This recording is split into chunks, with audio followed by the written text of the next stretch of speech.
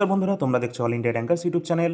এই ভোটের মরশুমে আমাদের কোনো রকম বিজ্ঞপ্তি নেই, তার মধ্যে একটা খুশি খবর পাওয়া গেল। WBSSC group C group D তাদের অ্যান্সারকে কিন্তু প্রকাশিত করে দিয়েছে এইমাত্র। তোমরা সকলে তোমাদের অ্যান্সার কি চেক করতে পারবে। আমাদের ডিসক্রিপশন বক্সে তোমাদের টেলিগ্রামের লিঙ্ক দেওয়া থাকবে, সেখানে গিয়ে তোমরা দেখতে পাবে। এই পিডিএফ দুটো তোমাদের শেয়ার করে দেওয়া হয়েছে গ্রুপ সি এবং গ্রুপ ডির জন্য। অবশ্যই তোমরা কিভাবে মেলাবে, তোমরা জানো যে তোমাদের যে প্রশ্নপত্র সেখানে চারটে সিরিজ ছিল, সিরিজ এ, সিরিজ বি, সিরিজ ডি এবং সিরিজ সি। এই চারটে সিরিজের তোমাদের যে অ্যান্সারটা সেখানে এগুলো সব বলা আছে, ঠিক আছে। তো এখানে তোমরা ফার্স্ট কোশ্চেন এখানে দেখতে পাবে, কোশ্চেনের সিরিজ অনুযায়ী তোমরা অ্যান্সারটা মিলিয়ে নেবে। এক্ষেত্রে 2025-26 যে গ্রুপ সি, সেখানে আমরা ক্লার্কের কিছু প্রশ্ন উত্তর দেখেছিলাম, যেখানে কিন্তু দুটো করে প্রশ্ন উত্তর এখানে নেওয়া হয়েছে। গ্রুপ সিতে এই একটা মাত্র প্রশ্ন রয়েছে, যেখানে তোমরা সকলেই কনফিউশনে ছিলে। এই যে বাইরে যে সমস্ত যারা কর্মের উদ্দেশ্যে গিয়েছিল তাদেরকে পুনরায় ফিরিয়ে আনার জন্য পশ্চিমবঙ্গ সরকার কোন প্রজেক্ট চালু করেছিল। একটা অপশানে ছিল কর্মশ্রী, একটা ছিল শ্রমশ্রী, কর্মসাথী সম্ভবত ছিল। তো যাই হোক, এই দুটোর মধ্যে অনেকে কনফিউশন ছিল, এই দুটোই কিন্তু তারা রাইট অ্যান্সার হিসাবে গণ্য করেছে, ঠিক আছে।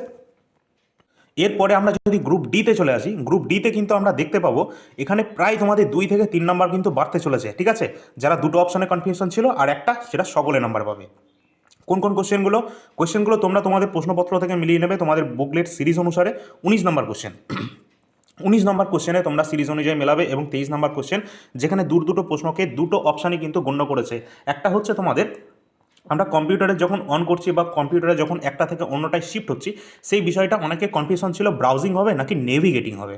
তো এই দুটো বিষয়ের মধ্যেই তোমাদের কনফিউশন ছিল, দুটোই কিন্তু তারা রাইট অ্যান্সার হিসাবে এটাকে গণ্য করেছে। এবং আরেকটা বিষয়, সেটা হচ্ছে তোমরা জানো যে একটা ব্লাড রিলেশন সম্পর্কে আমাদের একটা রিজনিং ছিল, সেখানে কিন্তু অনেকের কনফিউশন ছিল এটা মা হবে না মাসি হবে। তো তারা কিন্তু মা মাসি সবাইকেই এক করে দিল, ঠিক আছে। তবে যারা মা করেছো মাসি করেছো সকলের জন্য খুশি খবর, সবাই এখানে নাম্বার পেয়ে যাচ্ছ। এছাড়া আর একটা প্রশ্ন ছিল, সেটা হয়তো যারা ম্যাথ করেছে তাদের জন্য হয়তো খুবই খারাপ লাগতে পারে, ঠিক আছে। তার কারণ হচ্ছে ম্যাথে মানে এত সহজ ছিল, তার মধ্যেও যদি কোনো রং প্রশ্ন হয়ে যায়, তাহলে যারা পরীক্ষার্থী রয়েছে যারা ভালো পড়াশোনা করে তাদের জন্য এটা খারাপ।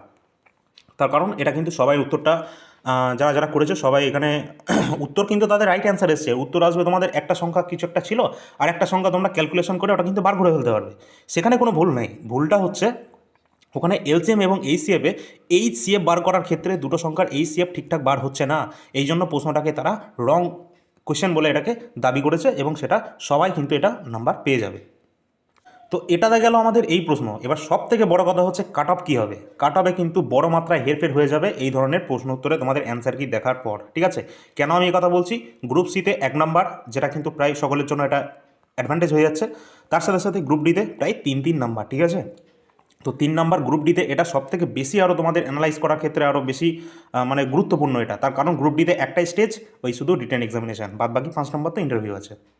আর গ্রুপ সি এর ক্ষেত্রে তোমাদের এখানে আরও যুক্ত হবে এক্সপিরিয়েন্সের নাম্বার আছে, তার সাথে সাথে মাধ্যমিক স্ট্যান্ডার্ডের তোমাদের যে এডুকেশন কোয়ালিফিকেশান সেই অনুযায়ী ওখানে কিন্তু একটা 10 মার্কসের একটা মার্কস দেওয়া আছে। যারা ফার্স্ট ডিভিশন পেয়েছে তারা 10-এ 10 পাবে, যারা সেকেন্ড ডিভিশনে আছে তারা কিন্তু 10-এ 8 পাবে, এবং যারা থার্ড ডিভিশন বা তার নিচে রয়েছে সেগুলোর ক্ষেত্রে তারা কিন্তু 10-এ 6 পাবে, মিনিমাম এটা পাবেই সকলে। তো এইভাবে কিন্তু তাদের কাট অফটা কিন্তু এখানেই ডিসাইড করে যাবে, ঠিক আছে। এখানেই কিন্তু তোমাদের হেরফেরটা হবে।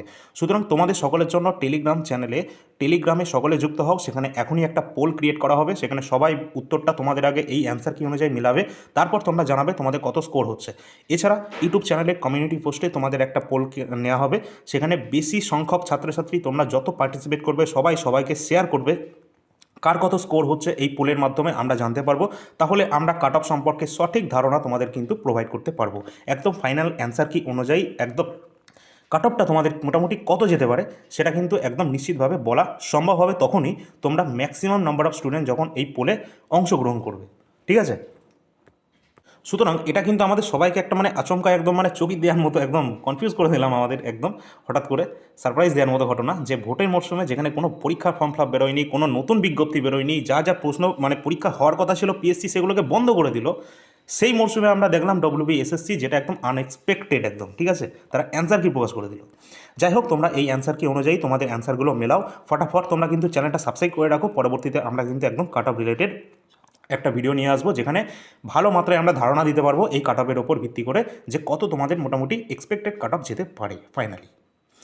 অবশ্যই তোমরা সকলে সাবস্ক্রাইব করে রাখবে, আর টেলিগ্রামে এখনই যুক্ত হও, সব কিছু শেয়ার করে আছে। ধন্যবাদ সকলকে।